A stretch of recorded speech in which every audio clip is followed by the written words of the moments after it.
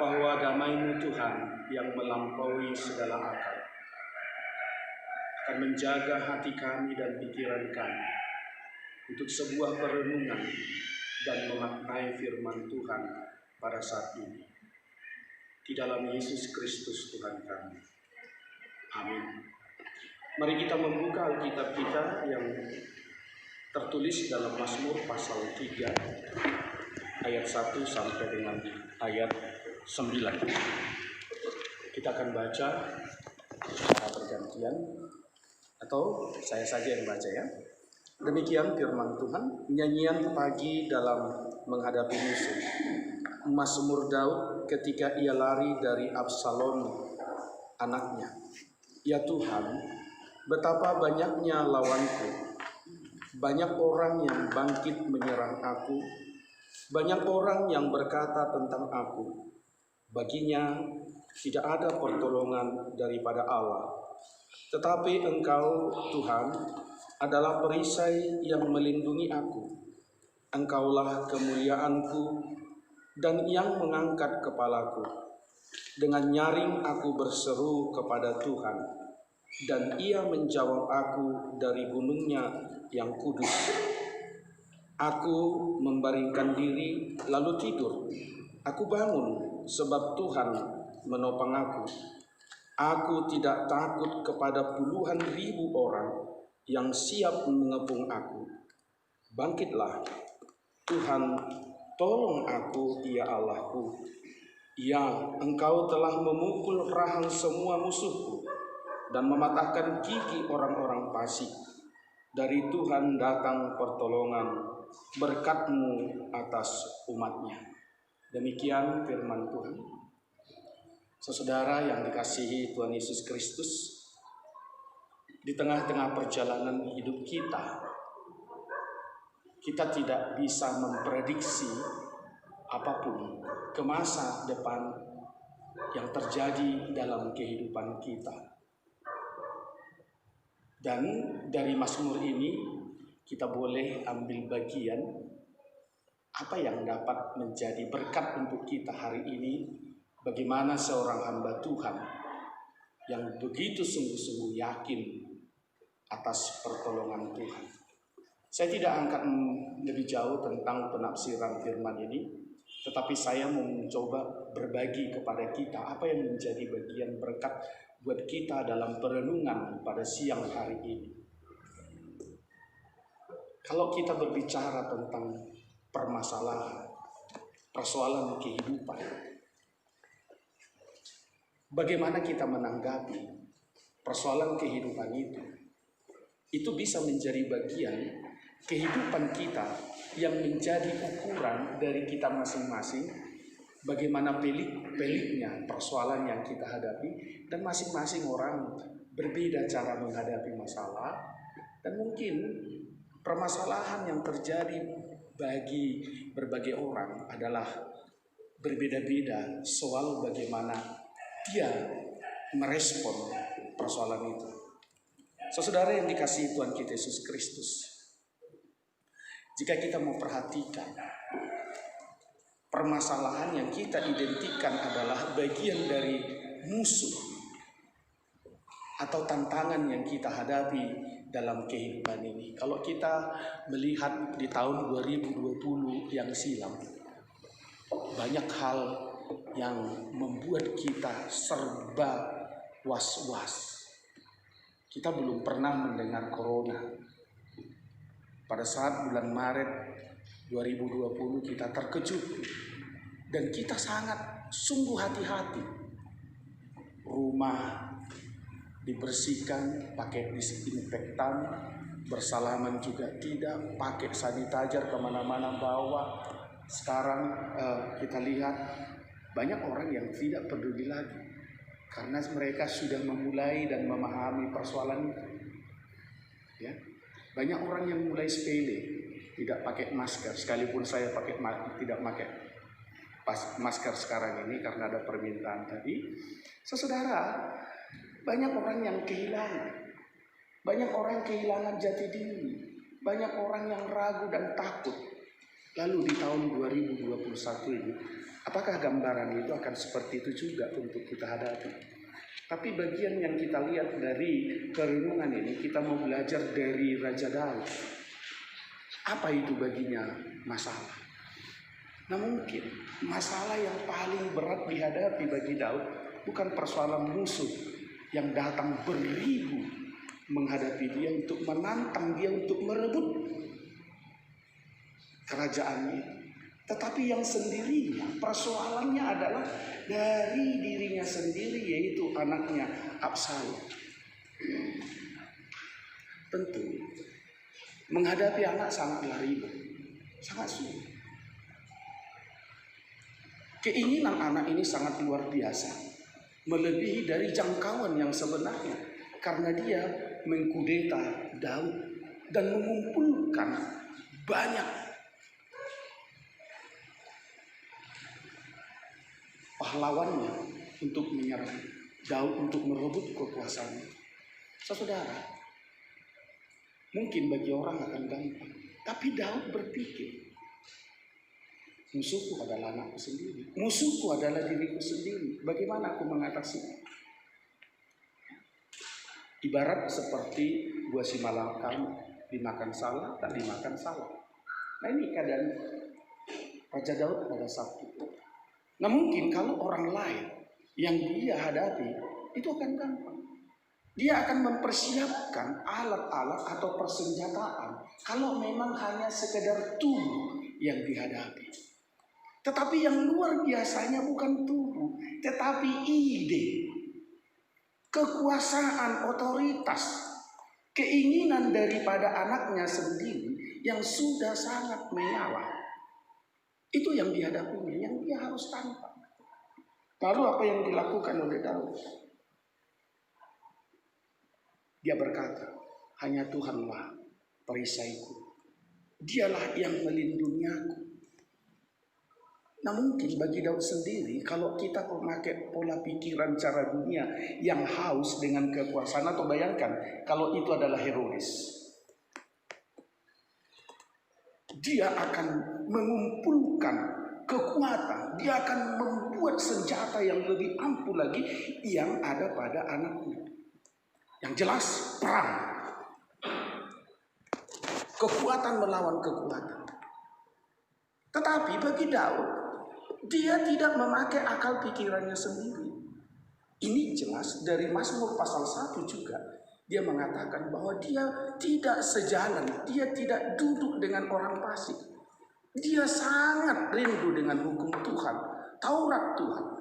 Artinya yang kita lihat di sana bahwa otoritas firman Tuhan itu sangat menolong dia untuk mengambil jalan keluar atau solusi. Artinya kita mau lihat di sana, dia mau pakai cara Tuhan. Dia tidak mau pakai dengan cara sendiri. Saudaraku yang dikasihi Tuhan Yesus Kristus, memang kita sudah para ahli ini sebenarnya. Banyak kita sudah pakar mengatasi masalah. Ya, banyak. Tetapi acap kali juga kadang kita lupa bahwa ada sebenarnya satu kekuatan yang di luar dugaan kita, yaitu Tuhan sendiri. Kadang kita merasa sepele atau kita keceplosan gitu. Saudaraku, siapa yang menjadi musuh kita? Mungkin penatua kita, anggota jemaat kita. Apa alat yang ampuh akan kita lakukan untuk mengatasi masalah ini? Terkadang mereka mengancam. Apa ancaman yang mereka lakukan? Suruh aja pindah pendeta ini, teken aja, kumpulkan tekenan supaya pindah. Bisa aja akan terjadi perpecahan atau kelompok antar jemaat. Ya, persoalan kita akan lebih ribet lagi. Kita akan malu kalau jemaat kita pecah. Kita akan dijuluki apa kalau musuh kita jemaat kita sendiri. Nah, acap kali juga Bapak Ibu saudaraku, ini tak habis pikir kita untuk menyelesaikan masalah itu. Bagi Daud, dia bilang, bukan kekuatan yang dia andalkan, tetapi dia berlindung dari kekuatan Tuhan. Karena cara Tuhan sangat berbeda dan sangat jauh sekali dari cara kita mengambil satu keputusan. Hikmat Tuhan itu sangat luar biasa. Dan kadang ketika Tuhan bertindak, akal kita sendiri pun tidak bisa menjangkau. Salah satu contoh, siapa mengira pesta di Kanan itu yang punya pesta kan malu, tetapi kuasa Tuhan luar biasa.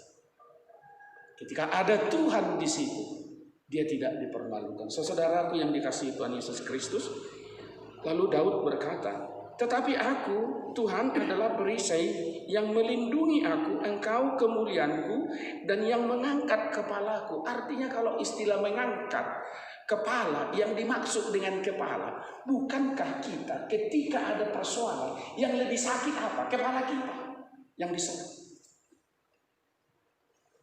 Ketika persoalan yang tidak bisa kita tuntaskan di kepala kita, darah itu sumbat.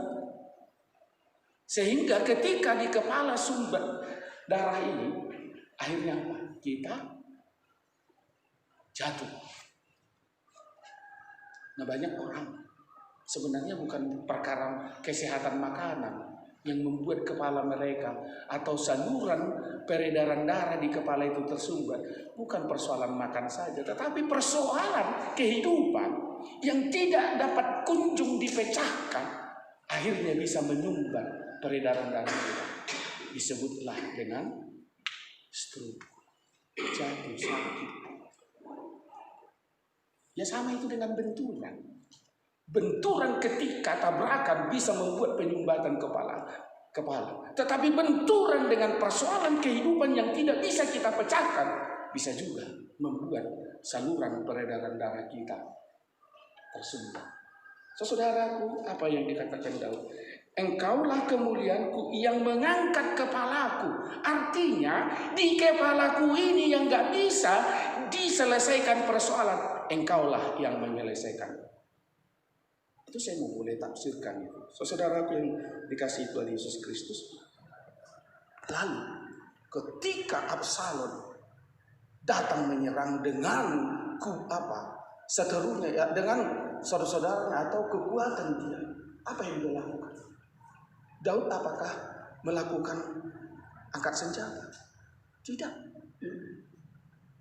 Ayat 5 dia katakan dengan nyaring, aku berseru kepada Tuhan dan ia menjawab aku dari gunungnya yang kudus. Artinya Daud di sini hanya berseru. Atadok ngomong, oleh tangi yang dona pinasaha ni si Daud. Martangi yang marpos ni roha, dia yakin dalam doanya Tuhan itu sangat dekat. Ini yang luar biasa dari Daud. Nah, sekarang persoalannya bagi kita, banyak kita, apakah memang kita masih yakin dengan doa kita? Ini kan, apakah doa itu hanya selepas ketika kita berikan itu, kita naikkan doa-doa kita? Apakah yakin kalau doa itu akan dijawab Tuhan? Tapi bagi Daud, doa itu sangat luar biasa bagi Daud. Saudaraku, saya mau lihat lagi. Ketika dia naikkan doa ini, di situ luar biasa. Nah, kembali ke persoalan tadi dulu ya, saya ingat kembali. Banyak orang dengan pola berpikir, ini Inang Buru Hombing istri saya ini seringkali bilang seperti ini. Pak, pernah sekali kami punya utang banyak. Saya nggak usah sebut di mana, kapan itu ya. Jumlahnya juga banyak jumlahnya. Iya kan, banyak jumlahnya. Jauh waktu kami masih baru mulai berkeluarga. Ya. Lalu dia bilang gini, Pak, ini pola berpikir ya. Pak, kau ini kok bisa enak tidur? Enggak kau pikiri utang kita katanya. Iya kan? Ya saya bilang, Nah, kau lain kali kau. Kalau utang itu bisa dipikirin, bisa selesai, ayo kita duduk bersama berpikir-pikir supaya utang itu selesai. Waktu ngomongnya dekat-dekatan. Hampir dekat lah. Saudaraku, artinya bahwa sebenarnya pikiran kita itu tidaklah satu bagian yang mujarab, yang mampu menyelesaikan setiap perkara kehidupan kita. Kita harus yakin dan aminkan bahwa Tuhan itu sangat luar biasa, melebihi dari pikiran kita. Amin. Ini. Nah, sekarang yang kita mau harapkan, mari kita serahkan pikiran kita juga kepada Tuhan. Biar Tuhan yang bertindak. Pasaha madalam mutu jawaban, jalaha posi bana sebana patureo. Nah ini, saudaraku yang dikasihi Tuhan kita Yesus Kristus. Nah memang dampak yang kita lihat, banyak orang ketika berpikir juga sulit tidur. Apa dikatakan Daud di sini? Aku membaringkan diri lalu tidur. Artinya persoalan itu tidak membuat dia untuk terganggu tidur. Padahal saudara-saudara, kenikmatan di dunia ini adalah yang paling enak menurut banyak orang adalah tidur. Kalau kita nggak bisa tidur lagi, udah bahaya. Adik-adik. Banyak hal lain lagi lah. Tapi saya mau katakan di sini, persoalan yang luar biasa itu bagi orang dan kenikmatan itu adalah tidur. Banyak orang yang nggak bisa tidur ketika menghadapi masalah. Saudaraku yang dikasihi Tuhan Yesus Kristus, nah inilah yang saya lihat tip yang luar biasa dari Daud sendiri. Dia memecahkan perkara itu, dia mengatasi perkara itu, dia berikan kepada Tuhan sehingga semuanya itu akan terjawab. Maka Paulus juga berkata dalam Filipi pasal 4, segala perkara dapat tertanggung di dalam Dia. Nah inilah saya harapkan dan kita semua di tengah pergumulan kehidupan kita menghadapi tahun-tahun 2021 ini, kita akan dimampukan Tuhan, berserah kepada Tuhan, belajar sebagaimana Daud mengatasi masalah. Kiranya Tuhan Yesus memberkati kita. Amin, kita berdoa. Terima kasih Tuhan atas kemurahan-Mu, atas firman Tuhan yang boleh kami renungkan. Biarlah ini bagian yang memampukan kami belajar sebagaimana Daud, berserah diri dan bernaung, berlindung di hadapan-Mu dan mengharapkan pertolongan daripada Tuhan. Kami menyadari Tuhan, banyak persoalan kehidupan yang kami hadapi di tengah-tengah pelayanan di gereja. Untuk itu Tuhan kami bermohon supaya Tuhanlah yang memberikan pertolongan bagi kami. Terpuji Engkau Bapa, dalam Yesus Kristus kami berdoa. Amin. Kembali kita bernyanyi dari